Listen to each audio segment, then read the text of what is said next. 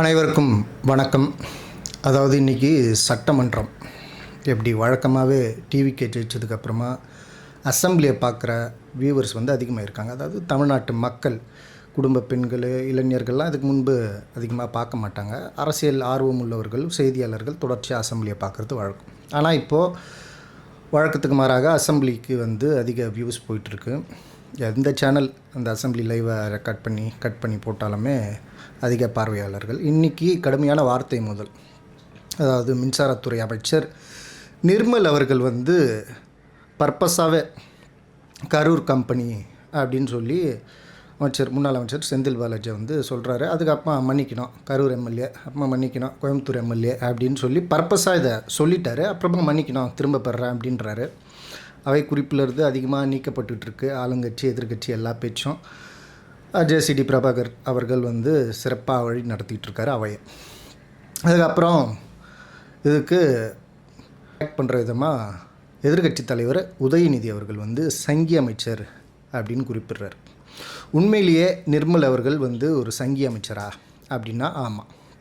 அவர் ஆர்எஸ்எஸ்ல இருந்து அந்த ஐடியாலஜியில் தான் வளர்ந்தவர். அதை நிறைய இடத்துல அவர் வெளிப்படுத்தியிருக்காரு.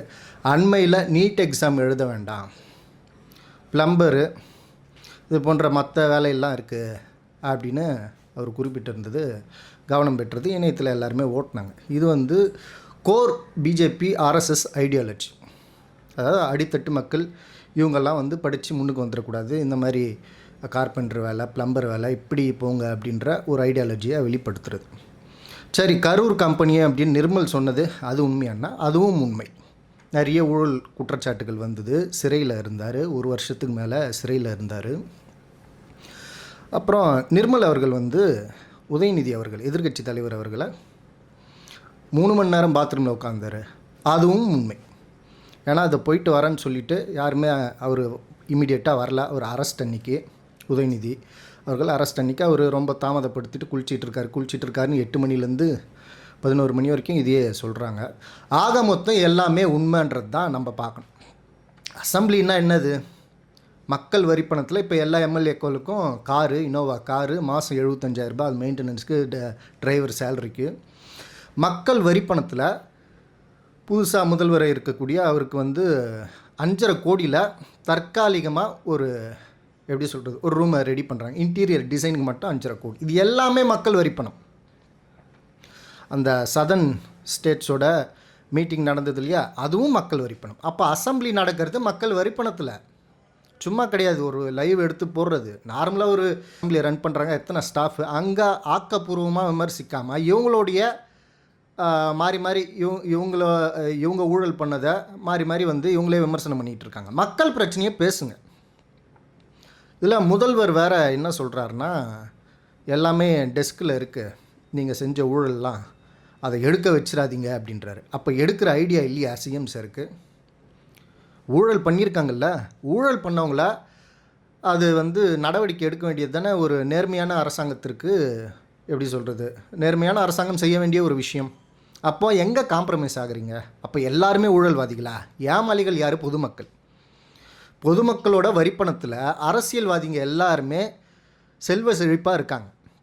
அதில் தாவக்க எம்எல்ஏ ஒருத்தர் நான் ஆட்டோவில் வரேன் அப்படின்றார். அவர் ரேஞ்ச் ரோவர் வச்சுருக்காரு. அதை கேட்டால் இணையத்தில் வரதெல்லாம் நம்பாதீங்கன்னு அஃபிடவிட்டில் இருக்குது சார். எல்லாரோட அஃபிடவிட்டில் ஒருத்தர் செருப்பு இல்லாமல் தாவக்க எம்எல்ஏ, செருப்பு கூட இல்லை, நான் பஸ்ஸில் வரேன், அவருக்கு 2 கோடி ரூபாய் சொத்து இருக்குது, அஃபிடவிட்டில் அவரே கொடுத்துருக்காரு. ஆக மொத்தம் இந்த எம்எல்ஏக்களாக இருக்கட்டும், கவுன்சிலர்களாக இருக்கட்டும், எல்லார்கிட்டையுமே கார் இருக்குது, நிறைய பணம் இருக்குது. எக்ஸப்ட் சிபிஐ, சிபிஎம், கம்யூனிஸ்ட் தோழர்கள் தான் உண்மையிலேயே வாங்கக்கூடிய, அதாவது சட்டமன்ற உறுப்பினராக வாங்கக்கூடிய சம்பளத்தை கூட கட்சிக்கு கொடுத்துட்டு கட்சி கொடுக்குற சம்பளத்தில் பிழைப்பை நடத்தக்கூடியவர்கள். அவங்க சொன்னால் இதை நம்ம ஒத்துக்கலாம். மற்ற எம்எல்ஏ யார் சொன்னாலும் இதை நம்ம ஒத்துக்கவே முடியாது. அதாவது மக்களாகிய நீங்கள் இன்றைக்கி நிறைய பேர் பார்க்க ஆரம்பிச்சிருக்கீங்க. சிந்திக்கணுன்ற நான் முதல்வர் ஊழல் செஞ்சதெல்லாம் இருக்குது, அதை எடுக்க வச்சிடாதீங்க. கோவப்பட்டேன்னா அவ்வளோதான், நான் எடுத்துருவேன், நடவடிக்கை எடுத்துருவேன். அப்போ ஏன் எங்கே அவர் பயப்படுறாரு?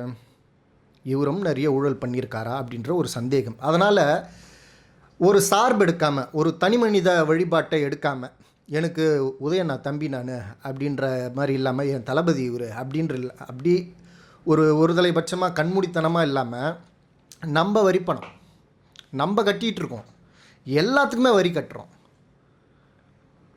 அதில் வந்து அரசாங்கம் நடக்குது, அரசு எந்திரம் நடக்குது. அதை நோக்கி நம்ம கேள்வி கேட்கணும்.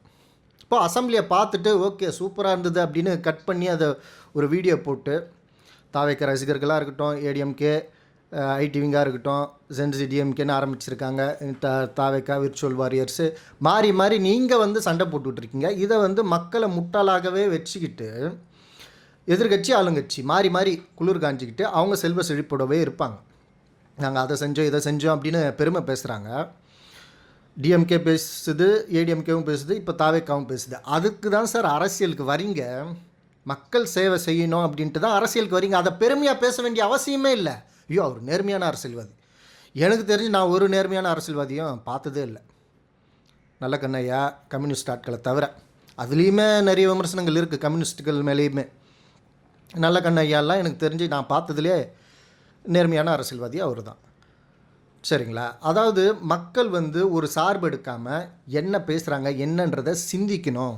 அசெம்பிளியில் போயிட்டு இவங்க சொந்த பிரச்சனையை பேசிக்கிறது, இவங்களுக்கு சண்டை போடுறதுக்காக நம்ம ஓட்டு போட்டு அனுப்பலாம், நம்ம வரி பணம் அதுக்காக செலவு பண்ணக்கூடாது. அவங்க மக்கள் பிரச்சனையை பேசி மக்களுக்கு வேண்டியதை செய்யணும்.